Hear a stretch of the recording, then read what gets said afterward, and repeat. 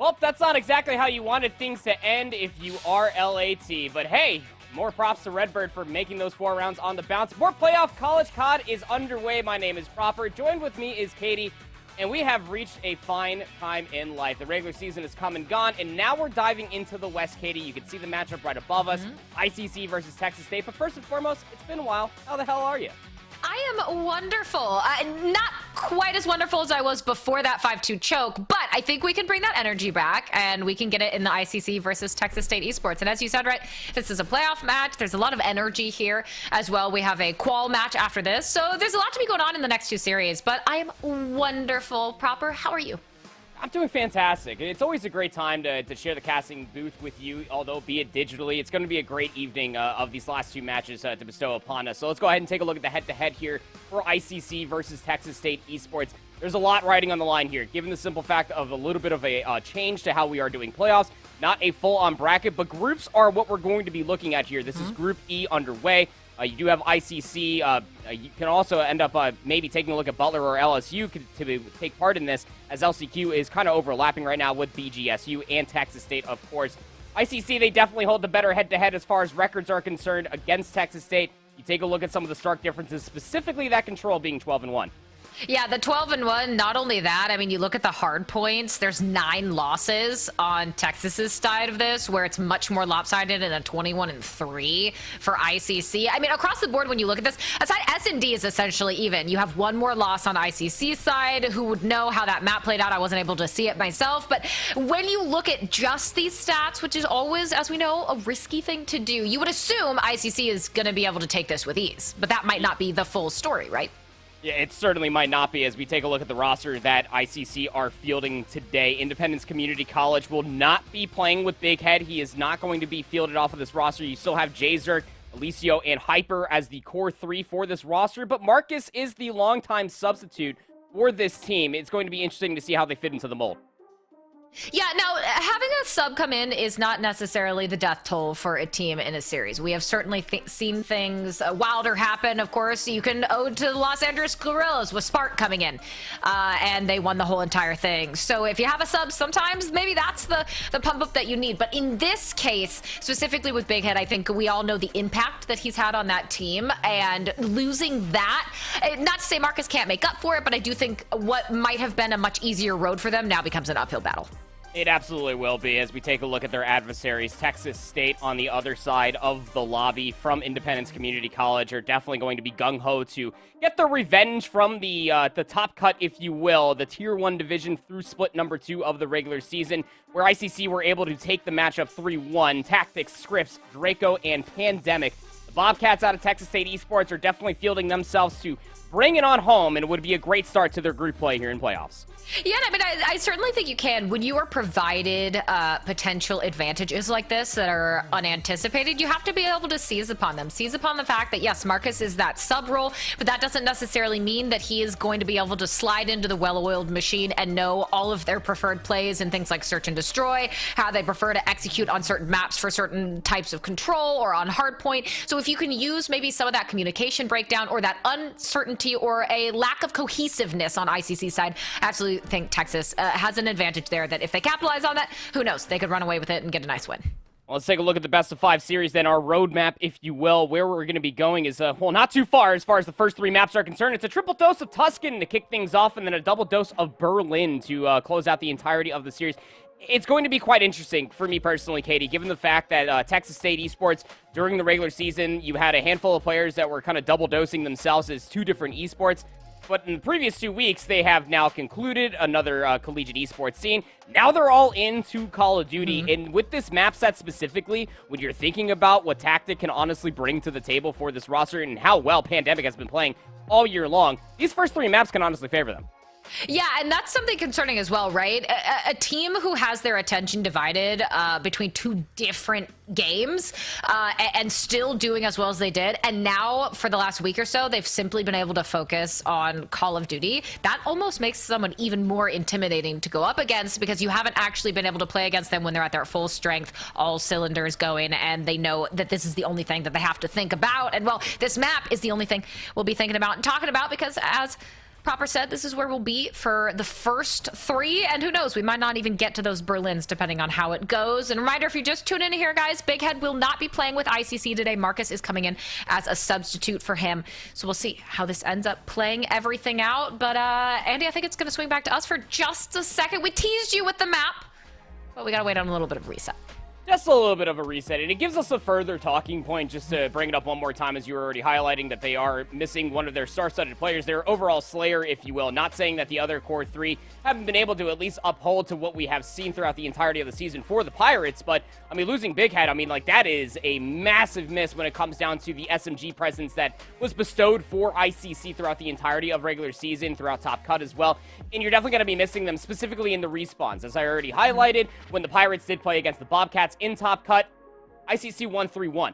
And it was throughout the entirety of the respawns that Big Head was just able to go AWOL, find themselves a lot of good key timings, find themselves those multi-kills that we do know that Big Head can live up to end up finding for themselves. But more importantly than that, how is it going to be formulated for this team to be able to come into their own? I mean, obviously, as a longtime substitute, you would almost hope that if you're a fan of the Pirates, that Marcus does have some time spent with ICC and the other core 3 to be able to be slotted on in as an overall slayer. But I would expect some disjointment to come all the way through, especially knowing how well Texas State has prepared themselves going in towards the series and the overall for playoffs. So I wonder, when you talk about kind of that SMG presence that's going to be lacking, Andy, do you find that there are certain roles that are easier for a substitute to step into in a team than other roles?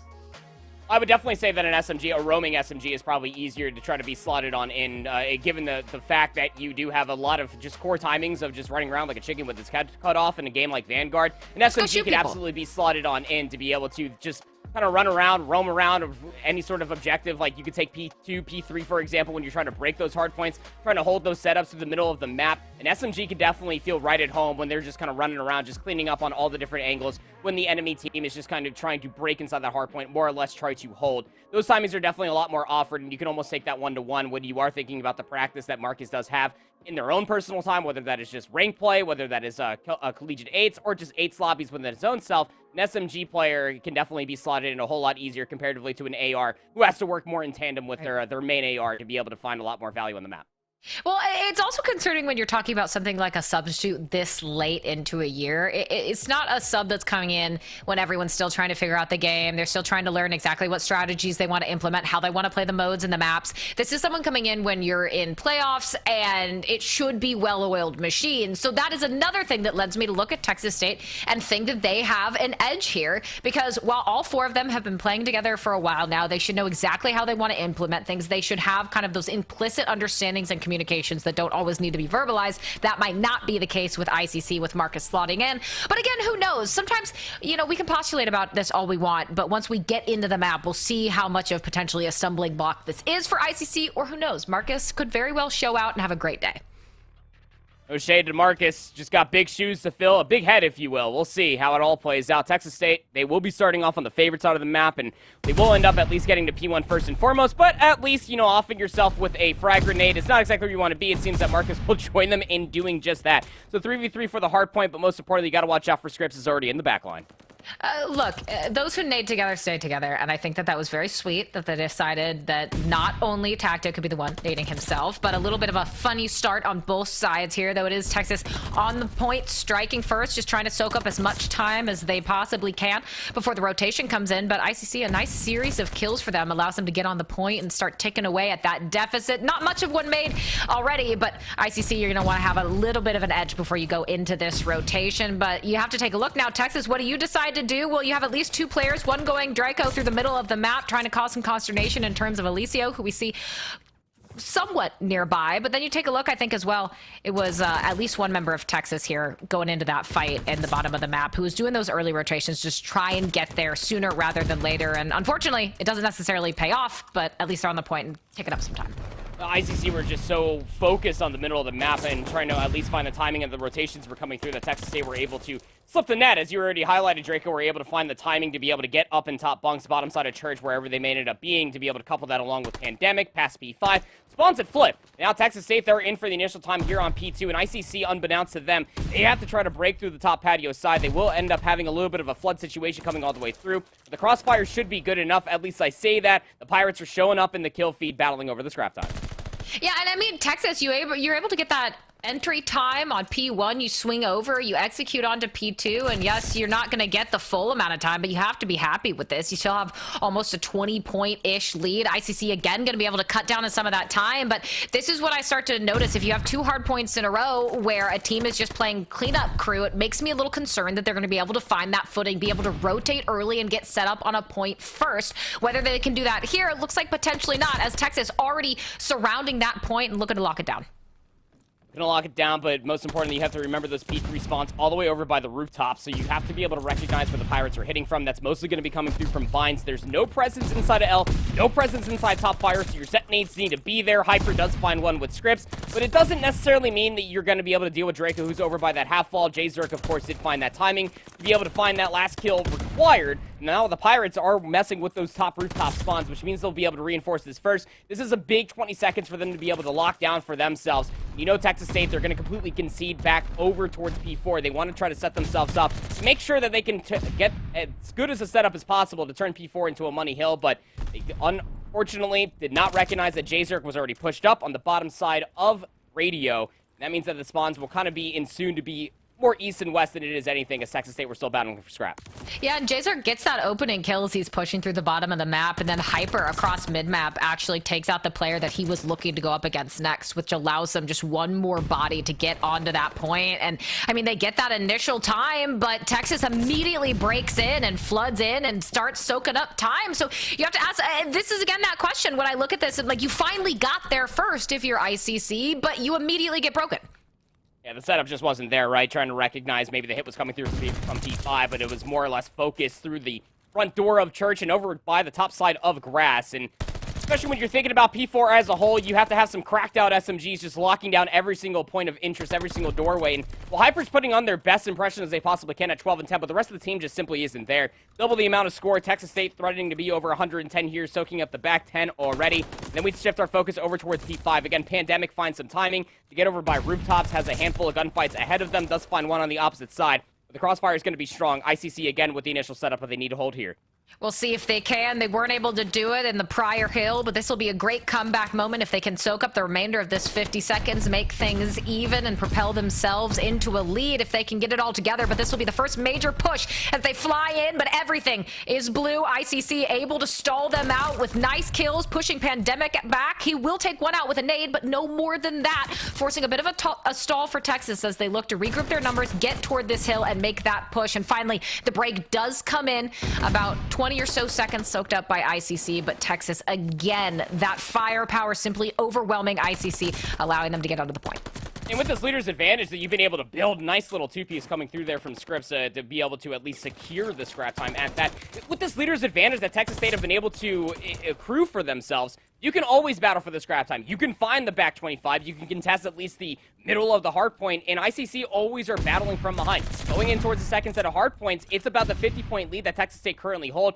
ICC spawning over by the rooftops for P5. They didn't exactly have an easy avenue to be able to go over towards P1 for initial setup. It will be Texas State here first and foremost, and the Bobcats are meeting the Pirates at every single front of the gunfights. And this is really where you can run away with this map and potentially end it before ICC has a chance to make any sort of comeback. You're into this second rotation. You have the early setup on the hill. You're pushing ICC out from that back lane. You have players mid-map who are cutting off any potential routes that they want to make. Scripps is there to be able to get one on a 3 spree, looking for his 4th. Will be able to find it. Pandemic, actually, with the help of that nade, might steal it away, but regardless, it's now 160 to 84. You're taking all that time, and you can take that early rotation if you want. You can give up some of that scrap time if you choose to, because you have such a significant lead. And unfortunately, ICC right now, they just seem a little bit discombobulated, and unfortunately for Marcus, as a substitute, this is a rough map 1 so far. It's not looking too good for the Pirates, but they were able to at least influence this rotation ever so slightly, going down over by P5. Nice shots from Marcus, speaking of. Will be joined in the kill feed by Alicio, who's hitting through the middle of the map. Closer spawns for ICC, rather than spawning in initially for 3. They will have at least numbers here inside top radio to try to battle inside of P2, but they gotta win the gunfights first and foremost, Katie, and they are struggling to do just that.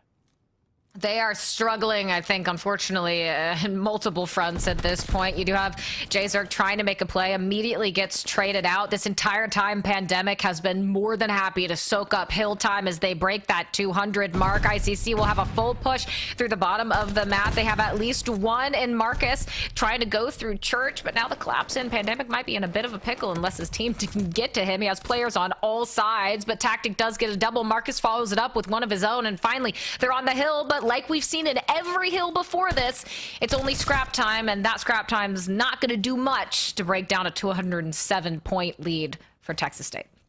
Yeah, I mean, again, just double the amount of score. It just really felt like they were truly running away with it off of P1. You have to turn scrap into initial. The kill feed will actually suggest that the Pirates will be able to do it. They have to hold this setup going forward. They cannot afford to be broken. Even more so than that, even if ICC do lose right now, they have to end up trying to sequence a very series of perfect events, and it's just not going their way again. Gunfights seem to be traded on out for ICC. They're at least showcasing their ability to do just that, but again, it's the flank that comes through. Pandemic finds the route. They get two players from behind inside P3. They have been broken. Now Texas State can threaten to get closer and closer to that 250-point margin.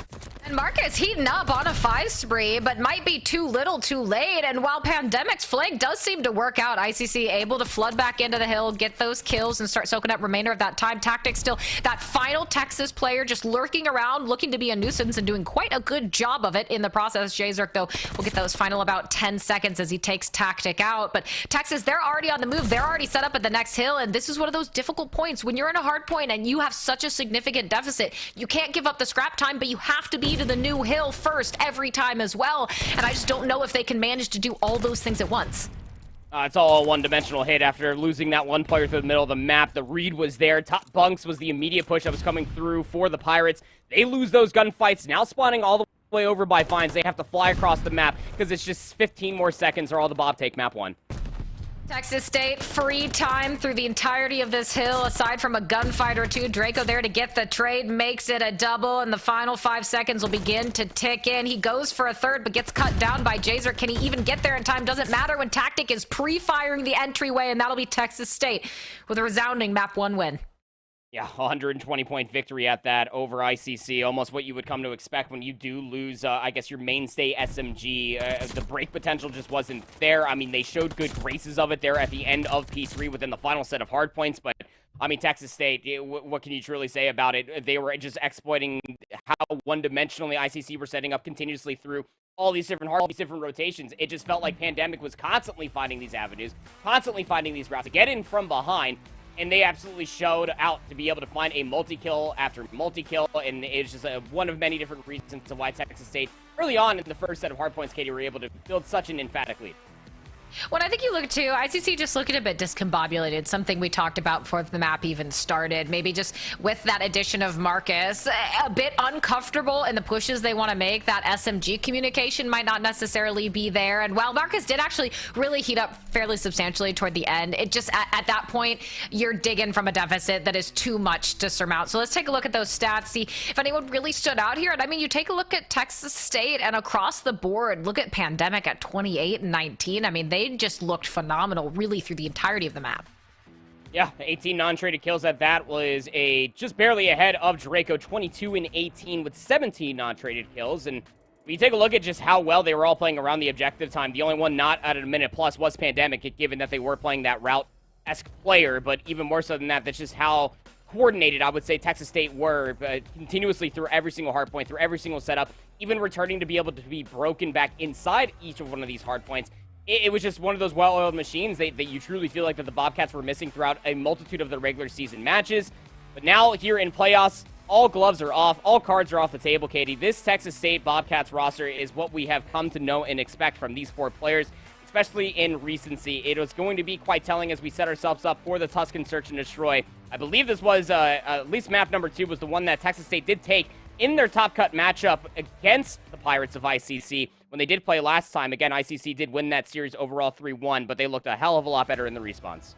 Well, this is when you want to roll that in. If you were able to take them out in an S&D last time, do it again here. Put them not only in the pressure of not having their full roster, but also being in that reverse sweep situation. You want to lock this down, force them to have to win 3 straight in a row. I think certainly they can get that done considering how they played in this hard point. But S&D, it's an entirely different game mode. The pacing, everything is out the window when it comes to hard points. So we'll see how all of these players adjust. But this will be another, I think, curious moment to focus on Marcus and see how he slots in for their search and destroy, because we think that there's definitely nuance when it comes to things like hardpoint and control, but search is really where those communication issues are going to be glaringly obvious. But hey, there's always that unknown element as well, and I think there's potential at least for ICC to use that to their advantage.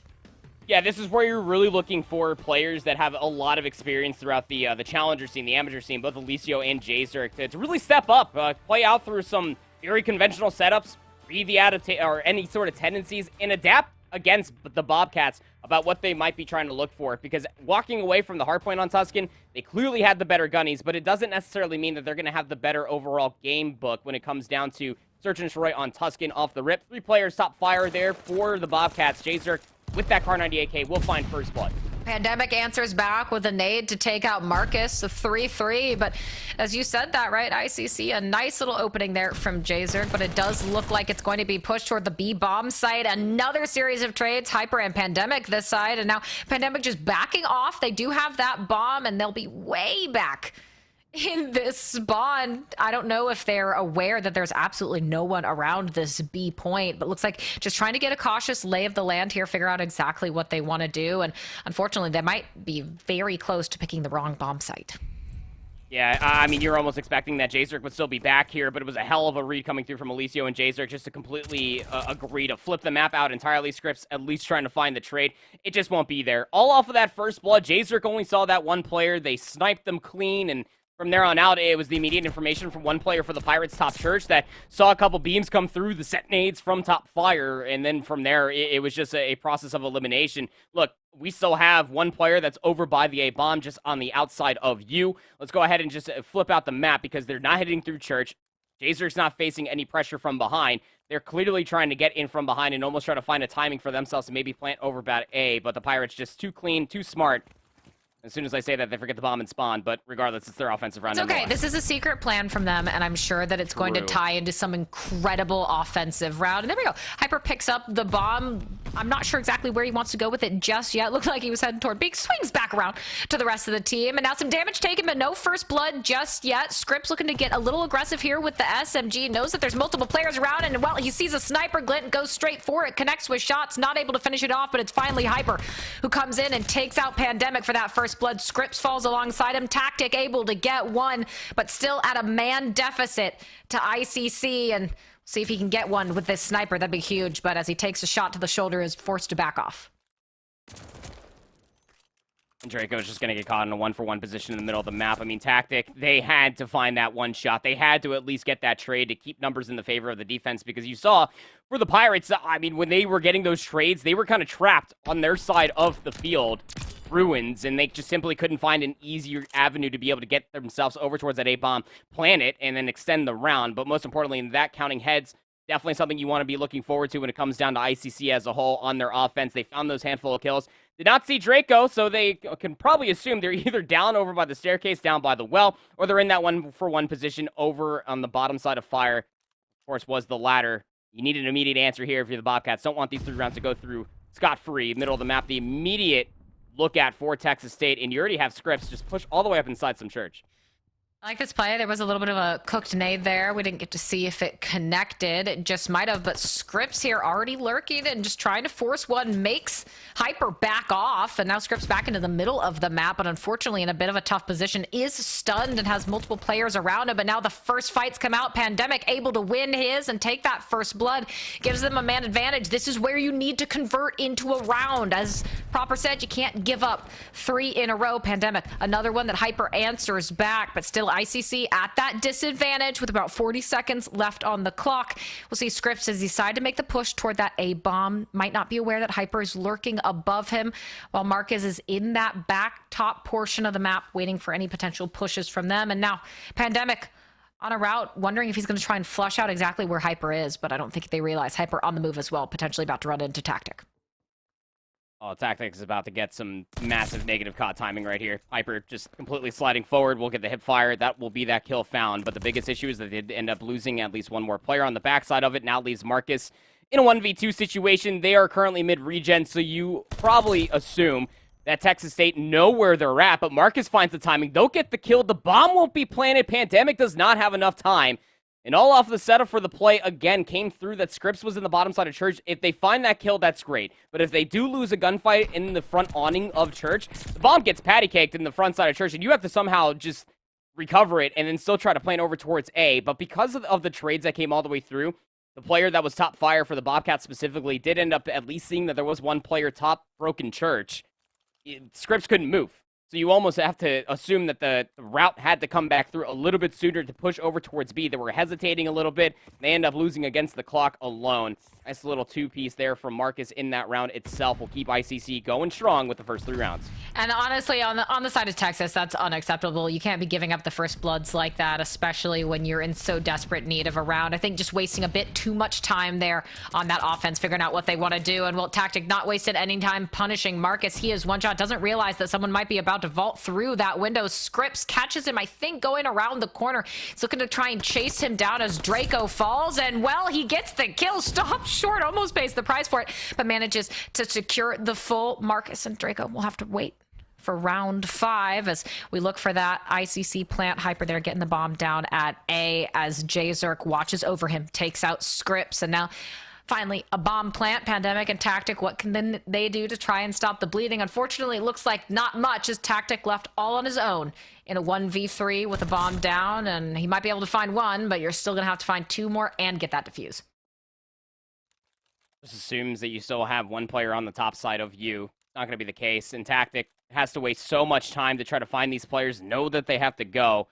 Well, at least know that the bomb is planted for top fire. There's already a player up here that's going to be Hyper. Just has an easy job. Just has to check the bomb every so often. Make sure that Tactic isn't on it. He will hop it. And Hyper should have the angle here. Doesn't finish the kill. There's the final ankle shot to come all the way through. And the Pirates, 4 rounds in, all clean-esque, to be able to take them in their favor.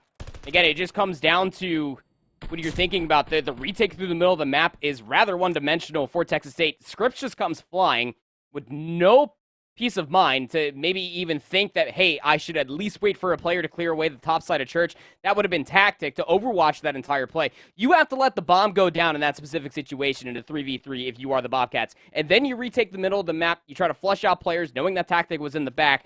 Disjointment aside, ICC looking to run away with the search and destroy to tie up the series as an aggressive hit over towards A comes through again. Scripps did not have the help that they were hoping for as J-Zerk will snipe their head clean off.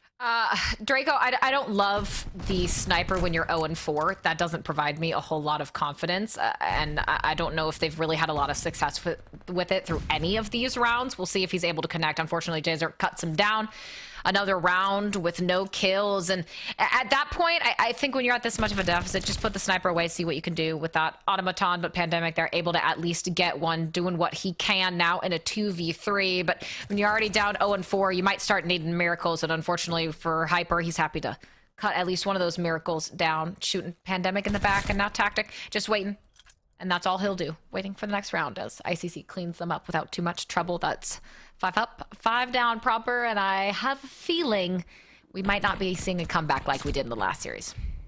Yeah, you know, I don't like to count my chickens before they hatch, but I mean, the way that the Bobcats are just playing Search and Destroy, it's just so disjointed. I mean, they clearly have a plan in mind, but when you just have Scripps just running gung-ho past Monument and then gets blooded without any help from Draco overwatching the play, they got stunned up heavily. There was no second AR to overwatch it as well. It's just too easy for the Pirates, again, who leave the bomb and spawn. Try to find themselves some timing to, I guess, aggressively take these angles. I don't know why I'm trying to make any sort of sense out of it. They left the bomb and spawned. Hey, that's literally just what it is. Now the Bobcats have to play rather respectable, like J-Zerk gets on top Monument, still finds first blood on the Pandemic. And this is what I mean, even when you're making just minute mistakes like just forgetting the bomb, you're still converting those into first bloods and man advantages, especially when you have such a colossal round lead. Tactic, once again, hovering around the middle, is going to find engagement. Scripts able to get one. Tactic trying to watch over him, but there's a lot of angles you have to be mindful of, including that window. But Draco's going to be there to get his first kill of the map onto Marcus, which potentially can keep them alive. Now, ICC at a man deficit. They've been able to come out of tougher situations than this, but Texas, who knows, maybe some of that comeback starting to percolate here as Hyper and Jzerk need to get this bomb down. They don't have a lot of time to do it, and they spot at least one. Tactics there. Hyper forced to reload, is on a 4 spree, but should assume someone hovering right nearby, and well, he takes some pot shots, doesn't necessarily see Scripts, but will need to get that bomb down. Unfortunately, it costs him his life as Draco gets his second kill on the map. Jzerk needs to go big. Had a good look at that second one on the Scripts. Can't find it at all. And you're right to call out the one simple call there is that with Draco taking down at least one player that was top fire, you're mostly looking at a steeper deficit than just numbers advantage. You can't plant that bomb at A. Given the fact that top fire is no longer in your possession, that player could have then gone for a rotation, which they did, to go on the bottom stairwell, going over towards well. And then who knows what's going on top church, because again, there was no immediate information trade to come all the way through, if not a kill to speak of, for the Pirates in that specific position. Finally putting themselves on the board, keeping their heads just barely above water. Early shots coming through from Hyper. Over inside top fire, how the nade's going to be cooked up. Won't be able to find any sort of damage to at least dissuade Hyper from holding this position for the time being. But Texas State, they currently are looking at the middle of the map. You have Pandemic take an aggressive angle in a gunfight against Alicio in the middle of the map as well. And they might be setting themselves up for a rotation over towards B, where Marcus is patiently waiting. Yeah, I was noticing that Marcus just holed up in his position, waiting for a push. He might be confident in Jzerk. Another first blood for him. It seems like almost a given at this point that if ICC is getting the first blood, it is Jzerk who is doing it, and make it 2 for him as Tactic will fall. And now Pandemic, the last one alive, the last hope, and no chance to turn that into anything but hope, as they will fall 6-1. ICC, I mean, you said Texas was able to do it before, but this was just a dominant start to finish for ICC. They looked wonderful. Yeah, I mean, again, just catching off what is mostly known information for looking for these players off the rip. I mean, ICC, they clearly look very flushed out when it comes down to understanding their rollouts for S&D, and also in the middle of the round, just not getting over egregious with their positioning, not trying to push too far forward is definitely what you want to end up doing in 4v4 S&D, like what you saw on Tuscan for the Pirates. Once they ended up finding that first blood, they didn't push all the way through, they didn't try to fly, they just kind of held their positions and just constantly waited for the Bobcats to make unforced errors, which for about 5 rounds straight, they did. And then the same thing could also be stated within that final round as well. They were able to push back one player that was all the way inside of Vines, 2p3 more or less, and then Jzerk, they felt the hot hand, they pushed all the way through. They did find 10 kills in that search and destroy. I don't know why you wouldn't feel the hot hand at that point, but even more so than that, Texas State maybe just a little bit too late to wake up, maybe just too one-dimensional as far as the rollouts are concerned. I'm sorry, it was Hyper that found the 10 kills, Jzerk just behind them at 9-3, but regardless of the matter, it still stands that Texas State did not look prepared at all for a Tuscan search and destroy. No, they did not, and I can't speak to the ICC comms. I don't know if it was just delegating, like, hey, Marcus, I know you're not maybe familiar with what we're doing, but we want you to stand here, do this, XYZ. Sometimes that very clear comms, whether it's sitting bottom map by B and just waiting for that push, that's all you need to do while your team flows through the remainder of the map. But regardless, especially when you look at that damage, Hyper at 10-3, Jzerk right behind him at 9-3, and so many non-traded kills, 8 and 7 apiece for them respectively. And again, I just felt like every single time we saw Jzerk, it was always taking a first blood and then converting those first bloods into those round wins. Whereas on the side of Texas, when they did manage to accomplish that, they did not then turn it around and turn it into a round win. Yeah, this is one of the very few times when I look at that first bloods on that right-hand side of the screen that I truly do believe that Jzerk did find about 5 first bloods. It really did feel like that again. It was playing with the Car 98K early, swapped the Automaton late. It was just catching so many players for Texas State just out in the open, just way too easy for the Pirates, again, just to hit it one more time. It cannot go unsaid that when it comes down to Texas State, they were putting all of the marbles into the bag of, hey, let's put an SMG in a very aggressive position to bottom church for our offenses, try to find a timing in the middle of you, but there was no ARs overwatching the play continuously, and Again, the Pirates just collapsing on every single play continuously. Doctor's orders for a Tuscan control. The triple dose is fully into effect, but we're guaranteed at least a Berlin hardpoint. We're going to throw things to a very small break, but on the other side of this break, we have a swing map mode of that Tuscan control in between ICC and Texas State Bobcats. Don't go anywhere. Playoffs, baby. It's College COD 2022. What's up, everybody? Welcome back to College COD Playoffs. My name's Proper. Joined with me is Katie, and we're guaranteed ourselves at least a map 4. All knotted up in the series between the Pirates and the Bobcats, Katie. The hardpoint was slightly contested, though a favorable one for the Bobcats, and the search and destroy was a blowout in favor of the Pirates. Yeah, I'm not gonna say that Texas got horked on real bad in the search, but I'm gonna be real with everyone in chat. They got horked on pretty bad. I mean, the one round they won was sloppy at best, came down to a 1v1 gunfight at the A bomb that they were able to win. But beyond that, it was just consistent first bloods out of J-Zerk on the side of ICC. They looked so... that was our question, right? Was how is Marcus going to slot into this game mode? Because previously in this matchup between these two teams, Texas came out on top in the S&D, and that was the only mode they won. But when it comes to ICC, they looked like a very well-oiled machine, whereas Texas just looked like they didn't even know what to do. I got the impression that if there were comms, they must not have been very good. Maybe just broken up in the team speak of the Discord. Who honestly knows? Unprepared, they definitely look on the Tuscan search, but you got to somehow convert a respawn here if you want to take this series, Texas State. It can't just be maps 2 and 5, because who would have thought?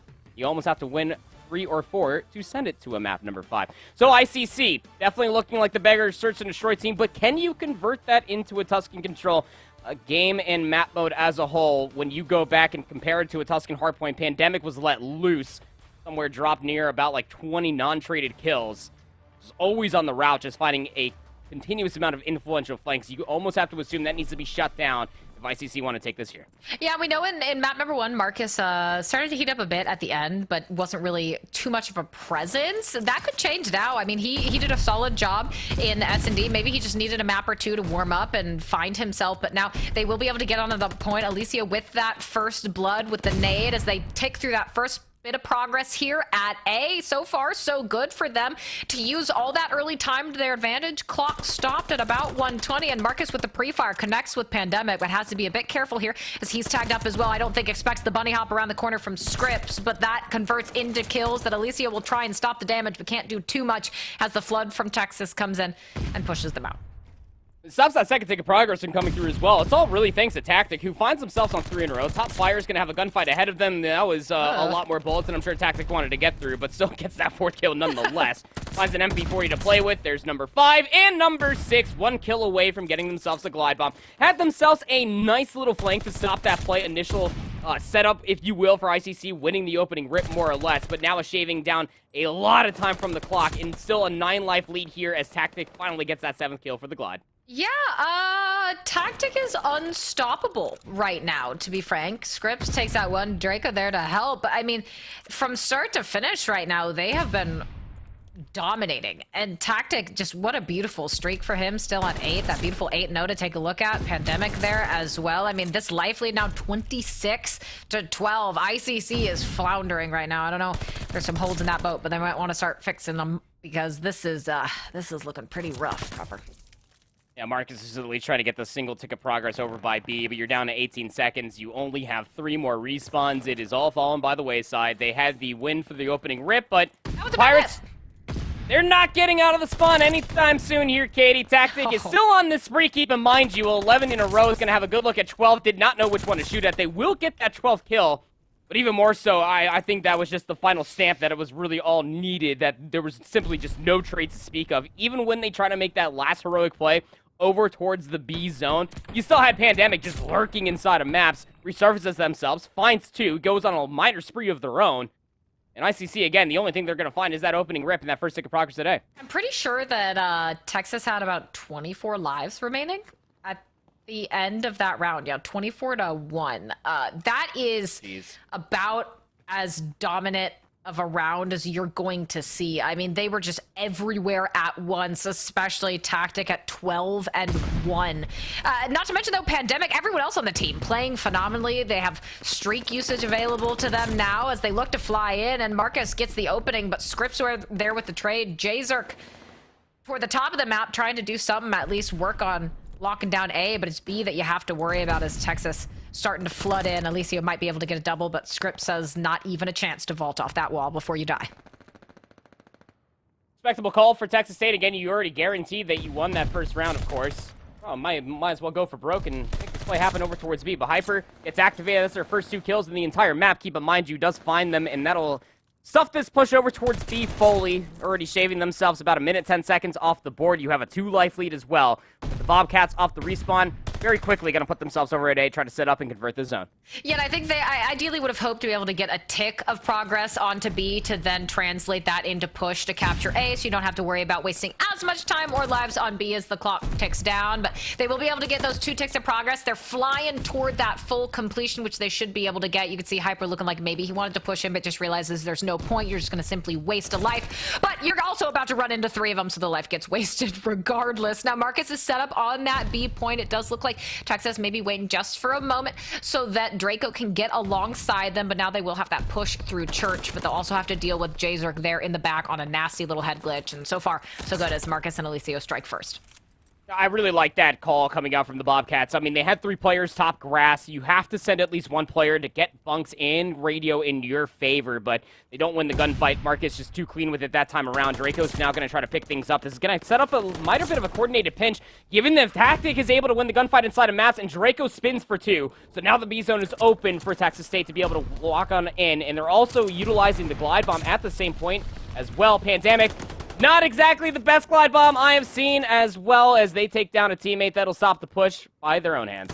Well, hey, if you don't want your teammate to outshine you, you can just kill them with a streak so that you have more time on the map. I like that, you know? Maybe just survival of the fittest, and unfortunately for Tactic, I don't think particularly happy about that, but we'll see if they're able to recover. 45 seconds left, 13 to 15, much more even odds here in terms of the life count, but Scripps with a double as they look to push onto this B point, but a nice setup here. You have Hyper on one end, Alicio on the other, just waiting for this push. Pandemic, they're about to run into Hyper's barrel, wins the fight, but this is why this setup works so well. You already have someone pre-aimed in, waiting for the push, but Pandemic will slide around the backside by the truck, and all the kill feed is going their way. Jazerk gets a nade kill, and Alicio finally gets taken out by Tactic. They are on the point, but they do not have a lot of time as Tactic, well, he's going to have to wait to try and get some reinforcements, but unfortunately gets cut down before he can as Pandemic follows suit. Marcus with a double, Alicio with 1 more, and just not a lot of time left on the clock.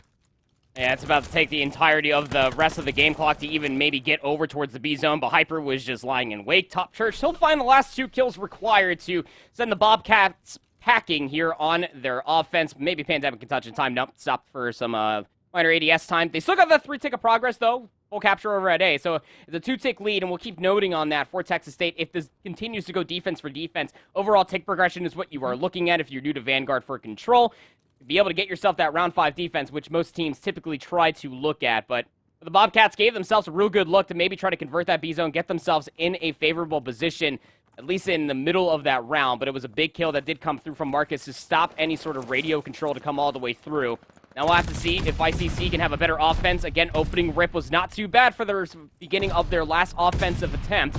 Will win that first blood yet again, but they have to be mindful of the flank in the middle of the map pressure. Reminiscent of the first round, ICC able to get quick progression here onto that first tick of A, but that's where everything drastically stalled out for them. But hey, you still do have at least a life lead, and you're working on that second tick, so looks like a better offensive start for them from what we saw before, although Tactic flying in, Hyper and Jazerk doing what they can, but it's going to be Texas on the point looking to tick down on all that A time, and that's painful. You were a sliver away from securing that second tick at A, and now all that work is going to have to come back, and what little you had at B has also been erased.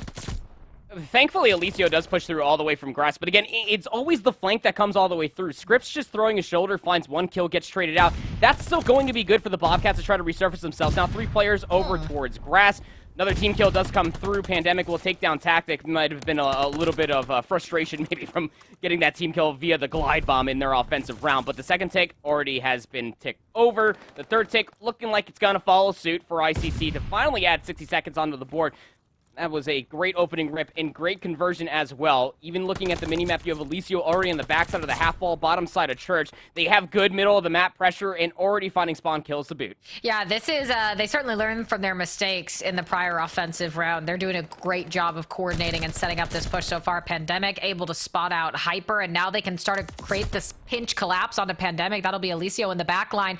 Sort of puts Texas in an awkward spot. You know that you have someone lurking by your spawn that you have to deal with in the meantime. The rest of ICC is flooding onto that point. They're going to have to be careful. Jzerk far away will not be able to support them, especially as Pandemic and Draco come in with kills of their own. And as they finally flush out Marcus in that bottom right corner, Texas will be able to stabilize and reduce down about halfway that tick that ICC gotten to be.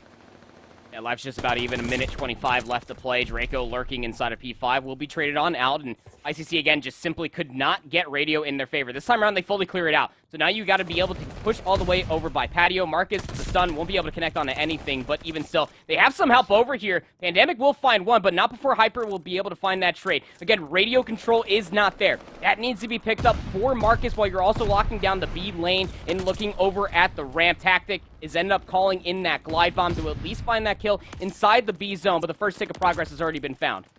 I mean, you call in that glide bomb, but as you say, they're able to get that first tick, but it's now officially less than a minute left, and you have to be mindful because you only have 7 lives left, so sometimes using those streaks in situations like this might do more harm than good in the long run, especially with your lives continuing to dwindle. Now, Script's able to get one, but has to fight for his life because you only have 5 remaining. You're not going to have respawn very quickly, and you still have 40 seconds to try and survive in this push. Now, Marcus just stalled out right now in Church, just waiting to see if anyone from Texas pushes through, but this is going to be potentially that final push they're going to have to survive their way through. Now, they did chunk away a couple of those lives from ICC, but still 7-5. That's a lot more respawns that you certainly wish that you had if you're Texas. And they're all playing in corners as well. Jzerk's trying to clear it out. Tactic will win the gunfight. Now, Marcus has to be activated. Simply can't find much more than the one kill that they were able to get. 5v4, now 4v4, no more respawns remaining. You have to clean up over by the B zone, of which the Pirates cannot do. Staying alive, I would definitely say. Song's going to be playing in my head throughout the rest of these 5 seconds as the Bobcats just hold the rest of the Pirates at bay, holding off of those positions, not allowing the Pirates to be able to get any sort of positional advantage to be able to convert that B zone fully. They did walk away with that last tick of progress, so even still, 4 ticks are definitely still better off what they look like comparatively to their last offense. Tactic 30 and 13 and having a field day here in the control. And yeah, they might have been down in lives, but that's one of the reasons why defense on control can just be so difficult to break, even if they're down in lives. If you wait too long in that push, if you give up a kill here or there, suddenly you're into that trickle effect. You start to panic, you get cut down one by one, and then you find yourself in a 2v4 like ICC did, and you can't turn that into anything. And now, take a look. Pandemic able to secure that first blood. The typical flood onto the A side is in. We'll see how quickly they can get that opening tick, but it's Scripts trying to take control of mid-map. About 2 ticks of progress in the favor for the Pirates if they want to be able to get that round 5 defense. But again, it's just lurking SMGs, flank plays galore that keep coming through for the Bobcats. They find so much pressure. They win the opening rip. Uncontested, it feels like only 1 kill are all the Pirates have found. A zone has been converted. The Bobcats have already secured themselves round 5 defense. Even more so than that, Katie, they have a 6-life lead and so much map position in their favor. Yeah, I couldn't have said it better myself. This first break, I mean, ICC could close that kill deficit if they can get a nice full wipe here onto Texas, but that A push and lockdown was flawless, and now Draco just looking to lurk around, see if he can find someone, but unfortunately there's not going to be anyone nearby. ICC really all huddled up in and around that B site. Alicio maybe trying to peek into his spawn, but regrets it as the shots come in from Tactic, and now Draco in the back just trying to find those opening picks. Jzerk and Pandemic trade. But as Texas has the spawn locked down, do they try and push around into Alicio's sights, or do they just wait on that backup out of Scripts as Hyper is able to take down Draco? And Pandemic, you're going to have to be careful as well. You have a pinch on you as well. Yeah, I was about to say, I think you got your answer right there as Draco tries to push over towards the B zone and gets immediately gunned, so Bobcats just need to hold on to this back spawn position. Pandemic can't do it, gets collapsed on, and now you can convert all of your attention back over towards the front, over by Patio. Radio in the favor for the Pirates. Nice top barrel position there from Scripps. The kill feed is actually looking very good. The stack can start coming all the way through. They know where the Pirates are going to be coming from as well. Yeah, they know where they're coming from. They're able to get that first take of progression. It's Scripps and Tactic. Draco alongside him, cutting everyone down from ICC as they scramble, and they're going to have to fly because when you have 3 people on a point, it goes very quickly, and they can't even get there in time. Texas will be able to cap the point. The first time we've seen that happen for B, and it's going to be Texas State. A nice 3-1 here to give them the lead once again. Again, you are just witnessing just a broken ICC. The Pirates are playing without their strength of a submachine gun player. Without Big Head, you just feel like a lot of these multi-kills that we were seeing continuously, both from Tactic, Draco, Pandemic, and most oftentimes as well, are just not there. They're not being exemplified by any of the 4 players. And although the opening rips were good for both the offense for the Pirates, they finally got that A zone converted in their second offense attempt. When they're trying to return to come back to retake one of the zones, just the gun skill just isn't there right now. Not saying that any one of these 4 players can't step up to fill the shoes of what Big Head was doing for this team throughout the entirety of the regular season, but you can tell that it is surely missed as far as the X factor is concerned for the Pirates to be able to find value in the respawns, Katie, as Bobcats are setting themselves up wonderfully to close it out in 4. Yeah, they're just going to have to obviously be able to work their way. If you can get that hard point, close it out, then you're looking good. Obviously, Texas has so far looked phenomenal when it comes to those respawns. And take a look at it. 33 and 14 out of Tactic, 27 non-traded kills. Everyone comfortably positive on that team. They have to be feeling good about how that control went, especially after what happened to them on the S&D. Yeah, 3 glide bombs in total, by the way, for Texas State. It kind of got overshadowed there with Tactics opening defense, excuse me, where they went on that 12 spree. A total of 27 non-traded kills, but Pandemic also got one. Draco was looking pretty darn close to be able to get one, and then Tactic, after calling in that glide bomb to be able to at least keep that defense in their favor, laps it back over for themselves and gets yet another glide bomb. It's just one of those things, again, that Texas State are almost playing with their food with the Pirates. So when it comes down to these respawn game modes, truly, as every single time you were looking at the Pirates trying to set themselves up for an A-zone conversion, or when you're looking for them to set up back in the Tuscan hardpoint, they were getting broken up by flanks. They were getting broken up by pinches that just simply could be looked at if one of the other players for the Pirates were not looking at the same exact direction as one of their comrades, as we're setting ourselves up for the guaranteed map 4. But again, spoiler alert for Pirates, any fans of ICC out there, you gotta win this Berlin hardpoint to push it to a Berlin map number 5. And hey, maybe you haven't been happy with Tuscan. I wouldn't be if you look at those map counts, aside from that S&D, but now some fresh air will swing over to Berlin. And you said it, right? You gotta stay alive here. You gotta win 2 in a row. But my concern is, considering how strong Texas has looked in these respawns, well, your do or die first map is going to be a respawn. And my concern, Marcus, can he keep up? Can the team have the cohesion they need to push back against Texas? Because their slaying power, especially if we see the likes of Tactic play like he did in that control, it's going to be over in 4. Not to mention how Pandemic also played in the Tuscan hardpoint of map number 1 as well. Was just exploiting every single flank with an automaton, no less. And you want to talk about a map mode combination that an automaton can absolutely have their way through longer lines of sights, through longer routes to be played. Pandemic's going to be feeling right at home, specifically when you're thinking about the rotation, even from 1 to 2. B-lane control is going to be everything. The front of the warehouse looking down by the railroad tracks are also there, 2 to 3. Again, the B-lane will be there, looking through the middle of the map, top third if we end up getting over towards P5 to 4, and then also holding P5 at the same time, getting a player in that top third position, overwatching the entire play. This is all given the fact that one of these teams will get the P5 God setup of being able to keep all the enemy teams spawning in the backside of warehouse. But you're right to highlight one simple thing, is that the SMGs are definitely going to start feeling themselves for the Bobcats. They know that they have the better gunnies at this point. It didn't work out for them in the Tuscan Search and Destroy, as they were just running into lines of sights being held by the Pirates continuously. But hey, why do you need to win a Search and Destroy if you could just convert all 3 respawn modes? Seems like a win condition to me. Yeah, just ignore that 6-1. It didn't happen. Exactly. Who cares? You sweep it under the rug if you dominate on this hard point. Well, call it a hiccup. A really big hiccup, but still, it's fine if you close it out in 4. If they get to the S&D, though, considering how map 2 went on that Tuscan, I start to get very concerned. Yeah, I think that it might be, if it does end up at least going towards a map number 5, you're kind of shaking in your boots if you are the Bobcats, given how the Tuscan Search and Destroy did end up playing out. Hey, maybe their bag of tricks are a little bit bigger for the Berlin Search and Destroy, but this is all future talk. You gotta get through the Berlin hardpoint first and foremost for the Pirates. This map might be the last one we see right now from ICC for some time. As well, if they can't push it to that map 5, this is where things will come to a conclusion.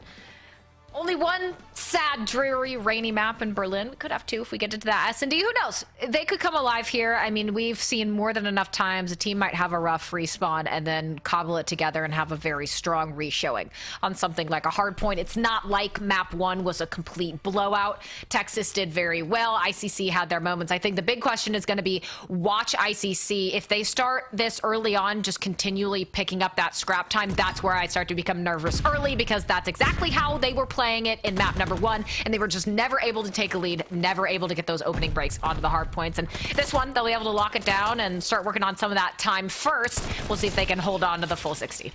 Oh, man, and even the Pirates starting off on the favorite side of the map, they do quite well in dealing with lurking players and also flanking members coming up from the staircase. Again, Tactic was looking for a little bit more inside of the small room, but did not expect that there was still one lurking player up in the upper courtyard. But even more so than that, starting off on the favorite side of the map, you have a very good setup here for the Pirates. They get in for the initial time. They keep the Bobcats at bay. But the next question still resides, how do you rotate all the way through, especially knowing that the Bobcats should be holding a lot of these angles, negating any sort of pressure to come through the sides.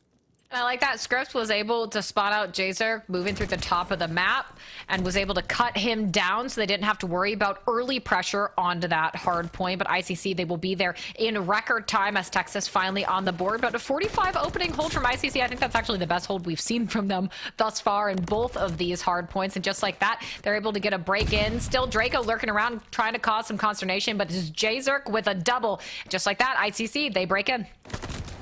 Break on in, and now you got to hold. This is one thing that they were not able to do continuously going back throughout that Tuscan hardpoint, but they're looking quite wonderfully in doing it so far. Even inside the hardpoint, they are negating the B lane pressure that all of Texas State are trying to bring to this break potential inside of P2. The last kill comes through. Hyper via nade will take down Tactic, and now the Bobcats have to concede the back of this scrap time. It is 80-3 right now going in towards P3. In Texas State, they were playing so far back that nobody was aware that Hyper had already slipped the net to get back here, but Draco playing all the way back into spawn, more or less. We'll have at least deal with Hyper, so no spawn flip will end up at least ensuing very early on here as ICC, again, soak up the last bit of that scrap time, have a 90-point lead. They can play this break methodically. No potential pressure from ICC getting streaks either, as a 4 spree was cut down. But Texas, Draco with a nice double. This is where you have to hold on to this power position. Pandemic really needs to stop killing Tactic. That's the 3rd time he's done that over 2 maps. Scripps and Pandemic trying to make it up by killing people on ICC's side of the map. But so far, a good hold for them at 25. If they can cobble together the rest of this 35 seconds, they're right back into this. And so far, it looks like they're doing just that. I mean, you have Hyper on the other side of the doors, but really Pandemic doing a good job of continuing to take pot shots down that right lane, able to take out Hyper, and now looks for the push, gets cut down, but Scripps there again to try and work on those trades. Draco's still on this 3 spree. Keep in mind, you found all 3 of those kills more or less when they were still holding that very long B lane on the backside of Crane, but is elected to just hold up for the scrap time, wait for the respawns as Tactic is already finding themselves on a flank and actually goes unnoticed for the moment of time. I think that Jzerk might have ended up spotting them out, but there's a lot of pressure coming through on the backside of the map, and you're right to call out, Katie. Texas State getting away with 52 total points off of P3. They're just about 40 points behind, but they need to break on early if they want to fully flip out this map, and as the flank comes all the way through, Tactic will get activated. We'll couple along with some shots from Draco. They have broken into P4 within the first 15 seconds. And I was almost worried there that Scripps was about to get shot in the back, but Pandemic with a beautiful double eases some of that pressure. Now you do have Alicio trying to make a play, will be able to take down Draco, so they should be aware that he is trying to collapse onto them from a pinch from the front side. Pandemic not able to connect, a bit of an awkward shot over the top of that rail car, and now again it's Alicio on a 4th spree as ICC breaks back in, and you said they need to get the hold. It looks like they cannot do that. Able to get a decent amount of time there, about 20 or so seconds, but ICC, if they get the remainder of this scrap time, you are still down by a significant deficit. Oh, big three-piece coming through from J-Circ, 13 and 11 now for the kid. Now, you got to be looking to almost try to flip out the map if you're trying to get any sort of semblance of a setup for P5. You can get a lot of good time if you control the west side of the map, and you have to force the spawns to flip out. It seems that Alicio will be tasked to try to get in from behind. Off screen, they will find Pandemic, and the spawns have now flipped. Draco spawns in essentially for 4, and now you can start pressuring out these players for the Bobcats that are still lurking around P5. And you have to feel bad, Scripts and Draco, like, you're just going to get collapsed upon at that point. Yes, Tactic's able to get a double, but ICC is surrounding you, and, well, Pandemic doesn't even seem to be aware that Hyper's right above him, puts him on a 3 spree, and Scripts will make it 4, and 124 now to 80. ICC, look at that. Twist that knife, not happy with how map 1 went, and doing a good job of putting on a show here. Hyper working on some of those streaks that were stalled out earlier on in the map, and it's always a scrappy portion of this map when we get to this hill. We'll see how long they can hold on, but Draco and Scripts, not only do they stall out what was potential streaks there, but Alicio, you'll have to worry about him, because what was 5 for Hyper is now 5 for Alicio. I really don't like that call for the Hyper to be the player to drop down from top third of Mail to almost contest for some hardpoint time. You didn't need the hardpoint time, Pirates. You needed to be looking at the rotation going in towards P1 for a second set of rotation. You already had the leader's advantage going in towards the second set, but you allowed the Bobcats to get in backfire. You allowed them to get top courtyard position, and now they're going to put themselves in a position to turn P1 into a money hill. Still 40 seconds left to be played. You shut down streaks on both Hyper and Alicio. That would have been a big old resource if you're thinking about future rotations to almost snowball this map entirely, and Draco now threatening to get themselves a glide bomb as well. Find 6 in a row, 12 and 10. Gonna be looking for Hyper to walk through the doorway. Glide bomb has been accrued. He's doing a great job of making this play here, able to tack on another, now on an 8 spree, sitting at 14 and 10, and finally this deficit looking smaller and smaller as they bring it within about 20, even less if they can get the rest of this scrap time. But you then have to worry about the rotations. It's Scripts there, able to strike first, but Marcus patiently waiting. Now Marcus, a note, yes, 5 and 14, struggling in the slaying department, but pushing 2 minutes of hill time for ICC. So that's what we talk about, right? If you're maybe not going to be able to slay out the way Big Head did, if you can get on that hill and dominate that time so the remainder of your team can push out and take on Texas, that's all you need to do. But unfortunately now, if they start making a comeback and getting their comms in order, getting their pushes in order, then, well, that's where the slaying's really going to start to become apparent. It's not so bad when the remainder of your team is killing everyone proper, but suddenly when Texas is about to make this even and even take the lead, it's going to be tough. Keep in mind, it was a 90-point lead that ICC held over the Bobcats' heads going into P3 without the first set of rotations. ICC were able to have a strong P2 presence, and we're holding all of the Bobcats at bay, but now a scrappy P2 has started to ensue. Big position for J-Zer to be able to find that kill, and the help from Alicio over by the B lane will be there. They will be traded out, but most importantly, with ICC finding this break, they also got B lane control in those close spawns to 3 as well.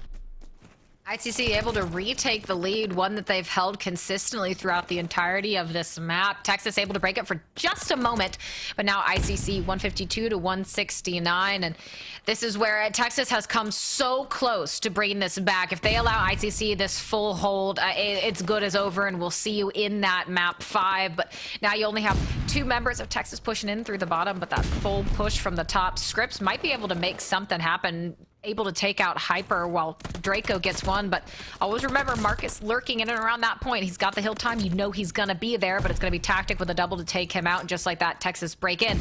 And now, as we've said time and time again, can they hold? 25 seconds left. You're going to want to be able to do so. You won't be able to overtake ICC, but you can keep it within striking distance.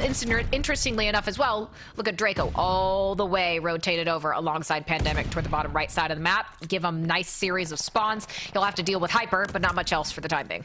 You allowed the Pirates, though, to get over 200 points, being able to flip out the map. So you're really putting all of the eggs in the basket that P4 is going to become a money hill. Alicio counterflanks the flank previous to that. Does find 2 on the rotation.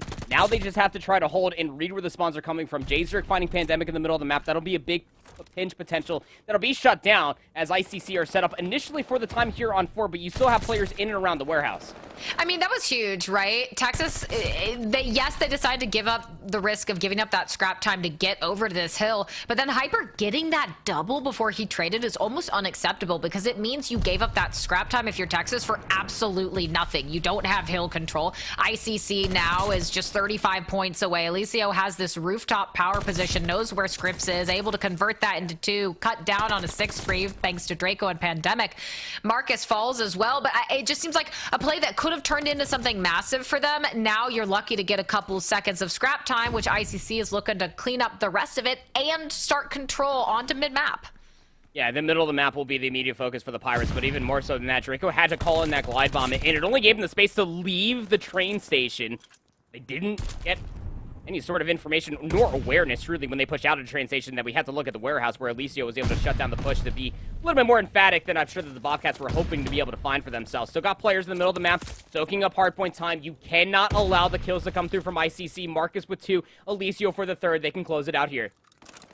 And look, Elicio really becoming the tactic of what was that control. 35 and 17 on a 4 spree, doing everything and more for his team. And what looked like a team just floundering when it came to the respawns. Alive and well here in map 4, fighting for their lives and doing a good job of putting on a show. Elicio now with 5, looking to make it 6. Might even be able to pull out a 40 bomb if he can find 4 more before they hit that 250 mark. But the team wanting to close it out here, and Elicio with that final double on a 7 streak will bring it to a map 5. We'll see you in a Berlin search and destroy. This is what you were trying to avoid if you're a fan of Texas State. The Bobcats did not want to go to another search and destroy, but they didn't exactly have a strong argument through the beginning of this Berlin hardpoint. That 90-point lead just felt like it was too far gone, truly. And although they did have themselves a very strong P2 within the second set, ICC, they played that so wonderfully. They said, okay, we'll try to hit 2 more players to go inside of P2, and then we'll send 2 players to at least guarantee ourselves over by P3. In that moment of time at the end of P3 as well, you really got to respect the call that came out for the Bobcats of Texas State to put all of their marbles into the favor to try to play for those P4 spawns. And keep in mind you, they got them. But Elicio became activated in the middle towards the end of that Berlin hardpoint, shut down the flank, and then they also shut down the re-break potential that was coming through from Texas State when they were coming out from the train station. The glide bomb got called in for Draco. It didn't find any kills. It forced all of ICC towards the back of the hardpoint, but nobody was aware that Elicio was top warehouse. From there on out, reflipped the map in the Pirates' favor, and then they were able to follow suit with finding the kills. To say that you have to play perfect hardpoint and flawlessly at that, not allow any sort of kill antics to come all the way through on P5 is asking a lot. I don't care what team you are. It is very difficult to be able to do so, but even more so than that, ICC's lead was just too far gone at that moment of time. You can see here Elicio just completely showing up here in the Berlin hardpoint. 31 of their 38 kills were not traded. Keep in mind you, almost drops 4K damage.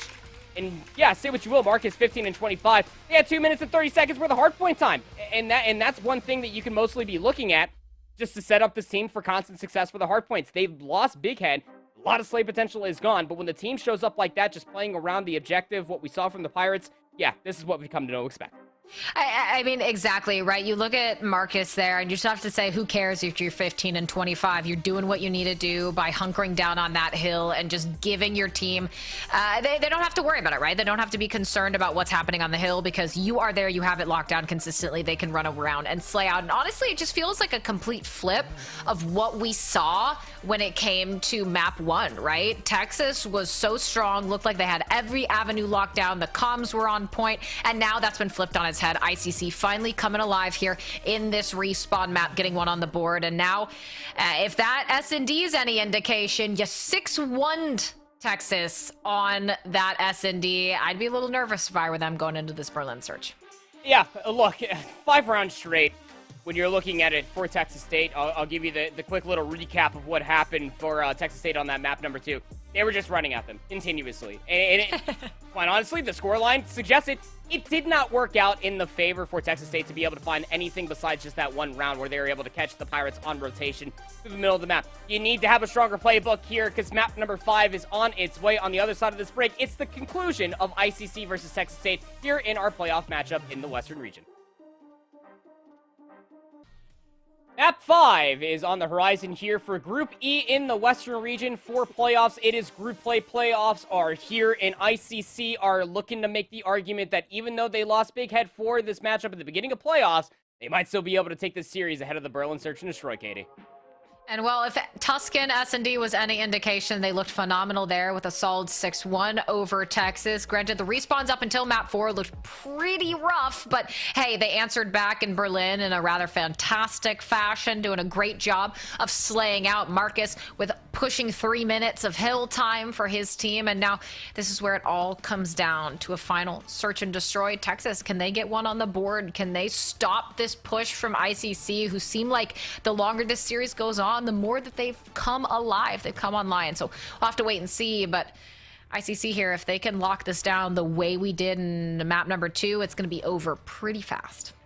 Eat, Carl, Paint, get the predictions in there, because I have no idea what's about to be happening inside of the Berlin Search and Destroy. Texas State might have a bigger bag of tricks up their sleeve. We'll have to find out, because Alicio certainly had the hot hand. 31 non-treated kills in that Berlin hardpoint, by the way. We'll see the Pirates on offense first, immediately focused towards Mill. And if you're thinking about a player that could blow this play open wide, it would be Tactic playing inside of the HUD itself. Yeah, lurking around there, just sitting right outside, pushes back down into docks. The tack does not connect, but they're wise to know that someone is here. But now the shot's coming out from Pandemic. Multiple people. Tactic should know it's not just one there, but unfortunately, he looks the wrong direction. But regardless, he manages to at least get one before the trade from Marcus comes in. He'll try and get that bomb down, should be able to, as Pandemic pushes up. Now the question is, can he stay alive? And Alicio, watching over the top, makes that answer a yes. Now ICC, can you go ahead and close this out? You do have the man advantage and the bomb down. Jzerk takes out Scripps, and it looks like, well, S&D might be starting the way we expected. ICC, a nice round 1. Yeah, it's frustrating, isn't it, when you at least get the information, hey, they're inside the B hut, but nobody for Texas State immediately try to push to the middle of the map, try to get Mill back in the favor of the defense, if not try to only flank around all the way through the train station, through railroad tracks, and try to clear out the backs of the warehouse, because you know as well as I do, Katie, the bomb gets planted over at B, and nobody is already in the back to retake it for the defense. It is more often than not a checkmate and round in favor for the team that did get that plant down, and that was ICC Esports taking the first round. Texas State would love an answer here, especially given how the Tuscan Search and Destroy went. It's going to look like a B committal. Nice snap coming through from Draco to take down Jzerk before they could instigate any sort of antics in the mailroom. And I like seeing him with that auto. I know that he had that snipe out previously in that defensive round 1, and he did not have success with that in map 2. So I would hope that maybe it doesn't make too much of an appearance here if he's especially able to get those kills with the auto. But Alicio answering back now, and Tactic and Scripps taken out. So despite a first blood, it is going to be a 2-2, and you're going to have to work on getting that defuse. So Alicio, what are you going to do, especially when you have Draco looking from one angle, sees your gun, able to get it, pulls out the SMG, slides in, connects with the kill, and now Hyper pulls out one, gets tagged up, but unfortunately you're not going to be able to do a whole lot there, purely just time on the bomb not working in your favor. Texas able to answer back and make it 1-1. Frustrating if you're looking at that POV for Alicio, right? I mean, you did end up at least finding the player lurking inside of the B hut around in the backside of docks, but you couldn't close the door. You couldn't try to at least kind of exploit the one missing factor of Texas State getting the bomb planted at B, is that the doors were still very much so intact, and might have been able to put on an effort to maybe defuse that bomb as the doors do get closed. But Texas State, they were able to find the trades, they were able to force out the 2v2, and knew that they had those last 2 players isolated, trying to clear away from the back. Looking like another B committal coming out from ICC. The island player will be Jzerk, looking for that first blood on the backside of the concourse stairs, but this time around Scripps will find them. Only saw the one player, so that's immediately going to be the call for the Bobcats to look over by that B zone. Alicio just waiting to see if there is any potential flank push down from the bottom. No one will be found there, as it's a full commitment by the entirety of Texas up toward that B side. As you said, if you know you only see one, well, everyone's got to be toward B, and that's where you find 2. Pandemic with the double onto Hyper and Alicio. Marcus gets tagged up, and they know he's in the hut. The collapse should come in here shortly. You're not going to be able to get the bomb down, much less make an impact, and that's Texas with 2 in a row. Great defensive setup when you're thinking about it, right? I mean, you did end up having Scripps getting very aggressive down the concourse stairs, but they found Jzerk. And again, that's the only information you needed, that you only saw that one player. So the immediate focus for the Bobcats went back through P5 into the middle of the map they went. And being down in numbers like that, trying to commit yourself over towards B, you have so much to worry about as an offensive team. Is our flank going to be secured? Are they going to end up pinching us through the middle of the map? Do we have any line of sight on the player on the backside of Crane? The answer was an emphatic no. 2-1 in the lead. Texas State finally take a lead in a search and destroy. Sniper in hands of Draco. Misses the timing to see Jazer cross, but be able to find a little shoulder peek out here from Alicio, but the scope was covering at Alicio for first blood. That is tragic. Doesn't even react, because I guess he just doesn't see in that bottom right corner the sliver of a person, but Pandemic able to answer back, takes out Hyper, but Marcus with an immediate trade onto Pandemic himself. Now Texas man down. ICC looking to work on this bomb plant, but Alicio still right nearby, and Marcus able to steal away a kill. Now Tactic all on his own. Is ICC in the first good position they've been in a while to be able to get around on the board. Should be able to convert this in 1v3. If they don't, I'd be shocked. But now Tactic just flying around, and he'll have to run into the barrel of multiple ICC guns if he enters into this room. And I think they all know that. He wisely backs off, looking for maybe a pick or two, but won't be able to find it. Yeah, it's tough when the bomb is down inside of the offices, right? You have to somehow recover that, and especially knowing that the Pirates are going to be setting up any sort of cross-fire positioning. It'll be Alicio to be able to get that last kill, which is playing in that position on the bottom side of the stairs, just below the stained glass. So putting themselves in a great spot are the Pirates to at least answer back to the 2 rounds that Texas State did have for themselves. 5-2 for Alicio, continuing on their hot hand from that big bombshell of a game on the Berlin hardpoint. You got to somehow keep that in your favor because Texas State are playing a lot more. I guess they're playing better than what we saw from the Tuscan Search and Destroy, but another B assault coming through here for ICC. They want to do this quite quickly, and nobody from Texas State was in a position to try to stop this. Yeah, they've already doubled their rounds from that prior map, so I would agree. They're doing phenomenally so far. They'll be able to see if they can retake on this bomb plant. Now ICC has that down. Jazerk almost loses his life as he scrambles away, gets his ankles tagged up under the tank, but somehow manages to survive. In the meantime, Marcus converts that into a first blood as Tactics distracted, and now suddenly you're in a man down situation. You have to retake the hut. You don't have any vantage points from those windows being broken open, and Tactic, once again, he was able to find one before, but Draco with this sniper, can he convert it into anything? Has that pistol out to try and do the close range gunfight. Doesn't see where this player in Hyper is inside the hut. Scripps and Marcus in the meantime trading out kills, and just like that, Draco is all on his own. And I said it before, I'll say it again. I think I'd like to see him put away that sniper. A little bit of clown chase music started ensuing there at the end. Again, Hyper just stayed inside the hut, didn't fully drop all the way through the double doors. But again, it's another one of those situations that if you are ICC, you got the bomb planted at B. Nobody was threatening the flank. All the players for Texas State, more or less, were hitting over by the docks and through mail, where you already have players just lurking in those positions, as Marcus now finds their 4th kill in a row through multiple rounds. Ties it up with Alicio up at 6-2 and on a 3 spree themselves. Texas State, again, just playing almost too one-dimensionally, too hesitant in certain points in time when you have to try to retake the B site. You just got to go. Pandemic should have at least seen multiple players cross here, and that'll be immediately conveyed to that player that is lurking in here. It's going to be Draco. They have an AR, but they have to watch not only the cross, but the flank as well. Yeah, you see, too, maybe even that third player might get a peek of that, but this full trio from Texas hovering just outside that B bomb site. No one wants to commit yet until they can maybe try and find that pick. They know that there's a couple over by A, but really it's going to be Pandemic flying out past the statue mid-map to make the play, able to convert that. Alicio, though, responds in kind by taking Scripps out of play, puts that bomb down. We'll have to go and get retrieved. Hyper, like he can hear maybe some footsteps around him, just trying to figure out exactly where that player is, but it's Pandemic going all the way around into the back, but might just get some good timing, and that's exactly what he finds. Alicio, no idea that he's standing right behind him. Now Texas, a 3v2 situation, but you don't have a lot of time. You got to pick up that bomb. You got to go, especially though Tech makes it a little bit easier if you can get that kill onto Hyper. And they've cleared away all of the north side of the map. Inside of Mail, they found Hyper. Inside of Fire, you had Pandemic. Just completely catch one player by surprise. This should be a tied-up round count unless Marcus does some crazy heroics. But they're also on 4 in a row here, Katie. So do you even try to push your limits here, knowing that you're just 3 kills away from the glide bomb? It seems that Marcus might give this a good old scholar's try. At least clearing away the backside of Warehouse. There's just not going to be enough time, you would feel like, to do all of this play. Find the 3 kills necessary plus the defuse. Marcus just looking to play their life a little bit more. maybe try to get closer towards those streaks. Yeah, I agree. I mean, you're not going to be able to get this diffused. He should know that. If you get a pick, that's great. But I agree, preserving those streaks, especially when you're already sitting at 4, you know that there's no chance of being able to salvage this round. So you just back off, if anything, preserve your life, catch someone out as that bomb goes off. Maybe they push toward you. If anyone, that would be Draco. But I think Texas just happy to sit on this bomb, wait for that detonation, and make it 3-3.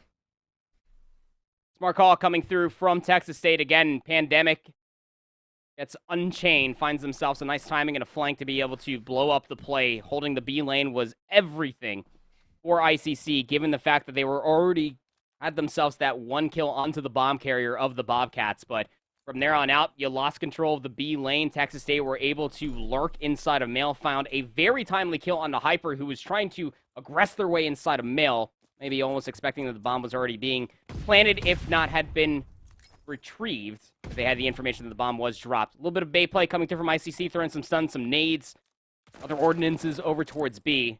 Now they're trying to retake themselves back over towards A. Pandemic, so some shaky shots there. Still walks away with Alicio for first. Yeah, snaps onto Alicio, and well, Marcus might able to sneak away from Pandemic, but not Scripps. Tactic follows it up, Jzerk and Hyper, and just like that, a cluster of fights, and it ends as quickly as it began, with Texas coming out on top, getting that final kill. Draco coming in to take out Hyper, but a little chaotic, maybe the most frenetic map, or round rather, of this map that we've seen so far, but Texas happy to take a quick round win like that. It was interesting. It was interesting. Say that much. But I really respect the call coming out from Texas State. Again, they have found value in sending at least one player to aggressively push through A defensively. This time it was Pandemic, who, again, mostly runs the Automaton, as you see here. Going to be watching the cross, but they pulled out a submachine gun, did find that first kill, and just barely got out with their life. But the trades were very, very good for the Bobcats there soon after. Now going to be giving a lot of respect through the map. You got 2 players lurking inside and around that B hut. That's both Jzerk and Marcus. Pandemic, again, will be that rotating member, maybe try to get in behind the play. Sees Hyper throw a shoulder. Now they're in a gunfight. Yeah, and we've seen this play from Pirates a couple times, kind of that 2-2 split. Now the ones on that B bomb site, just back off rather, or that A one, just back off, and maybe a bad time to do so, as that's exactly the moment that Texas puts forward and gets that plant down. Now, if you're someone like Jzerk, do you try and push around their side of the map into spawn, maybe cut someone off, shoot him in the back? What do you decide to do? Well, Alicio gonna make that decision a bit easier as he gets that first blood, but Draco, again, both of these teams very good at immediately getting trades after that first blood comes through. So now a 3-3 retake here, as ICC needs to try and get onto this bomb site, but with Scripps lurking, we'll see if Jzerk can maybe make a play.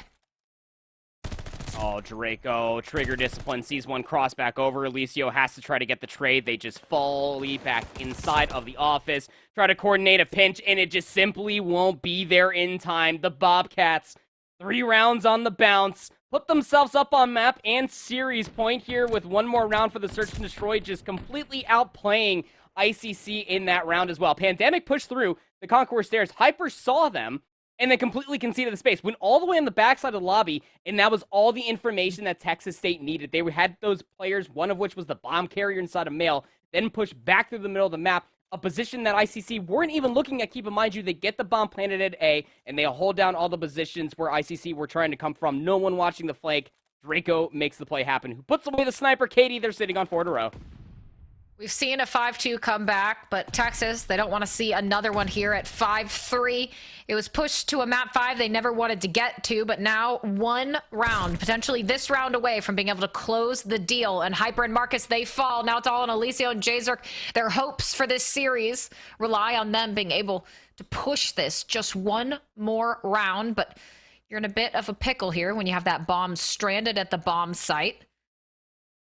So Texas, they're going to be aware you just have to hover at this point. ICC have to be the ones to make the play here, and they don't seem too inclined to do that just yet. And proper, when you look at this, I mean, what can you even do? Just hope that Texas steps out. Maybe you can pick someone off, snatch up that bomb, but they're in pretty safe positions right now. Alicio just not able to find anyone just yet. Alicio has to make the aggressive play. 28 seconds. Knows that tactic is back here. Will shoot them in the booty. But still, you have to worry about Draco, who's still lurking over by the docks. The bomb will be retrieved by Alicio. The centering's even better to take down Draco as well. He's going to look for the bomb plant. Now Scripps needs to fly into the back. He can allow the bomb to be planted, but taking down Alicio or anybody in between would be good. 2v1, throws some shots, cannot find the kill. ICC stay alive. And that's an unacceptable gunfight to lose. You gotta be frustrated if you're Texas after that. Bombs down, you have man advantage, and it slips through your fingers. Still 5-4, they'll have to win another 2 in a row, but if you're Texas, you're a little more anxious than you were going into that round. Now we'll see what they can do here on an offense of their own. They can grab that bomb and try and make a bit of an aggressive play happen. We know that they've tended to like going toward B fairly frequently, and it looks like potentially that's what they might decide to do here if they can get a little bit of information first on exactly who crosses over from ICC. Oh, they're actually setting themselves up to maybe fly all the way through fire, but there's a lot of presence in the middle of the map for Texas State, and they find that first blood, and then they disperse. Looking at over by this B lane, now 3 players strong. Draco will be that last player to rotate on over, get top third, overwatch this entire play. There is one player inside of the hut. That's Jzerk, does find the first, needs to find more. And well, tried to be the hero, but Pandemic there with the trade. Hyper, though, actually able to get one and trades back and forth, and suddenly, just like that, it's a 1v1. Pandemic able to get the bomb down, but Marcus running in exactly the same direction. Pandemic, if he's not careful, he'll give away his position, but Pandemic, he's the one who peeks over as Marcus is looking to his left and gets cut down for it. Texas, after another potentially shaky round, manages to close it out and take the series 6-4. Well, I'm not going to lie, when those trades started to come through and Marcus found that last one and started flying onto the backside of the map, I was worried that Pandemic was just going to constantly look at that B lane and maybe expect Marcus to come on the backside of fire, if not over by the docks. Was not the case. Whether it was team comms or Pandemic's just S&D awareness coming all the way through. I was looking at this angle for what felt like an eternity ever since I planted this bomb. Maybe I should clear out the flank the moment that they do. Marcus, just unbeknownst to them, Pandemic was not inside the boathouse, was not back warehouse, was not even on the backside of the docks. He was just playing in a 1-for-1 position, which is all you needed to do on that box heady. Wonderfully played out for Texas State. Again, those three rounds in sequence of one another showcase one thing and one thing only, is that Texas State, their playbook goes a little bit deeper than just running at their opponents. Color me surprised, given the fact that that's the only thing that we saw out of the Tuscan Search and Destroy, Katie. Yeah, I mean, I think there's still work to be done there. You did get 6-1 and then win that 6-4. So it wasn't like it was the cleanest win. Hey, at the end of the day, you got it done. You win the series, so who cares? But I think this is definitely one where they want to go back and do a VOD review, especially considering ICC had Marcus in as a substitute. So I think they have a lot to learn there. But regardless, I mean, Texas, they're able to get it done. Draco, a great map there at 10-5, able to break double digits. But across the board, Texas, I think, a really good job regaining there for them, especially after maybe being shaken, maybe assuming that they were going to take that final respawn when they did not. Second series has concluded for us here on the playoffs for College COD season 2022, but we're not quite done yet for us, folks, as you take a look at the best of 5 series again. I honestly thought the Pirates were going to be able to at least close it out, given how the Search and Destroy did go, 6-1 on the Tuscan, but just the overall prowess, I guess, for the Bobcats. Maybe Tuscan Search and Destroy needs to be a hard veto. I'm not entirely sure. But after the first 2 matches, anything is possible for the rest of the evening. As I was highlighting, one more match on the docket for us tonight. The Matadors out of California State University Northridge will be going up against the Crimson Gaming out of University of Utah. We're overlapping right now in between the LCQ and playoffs. This is a big matchup to be behold for in front of us in all of our eyes here watching the stream at home. One of these teams will not see playoffs. The last team here to win out will finally get that playoff position. It's LCQ action here on the other side of the break. Don't you go anywhere.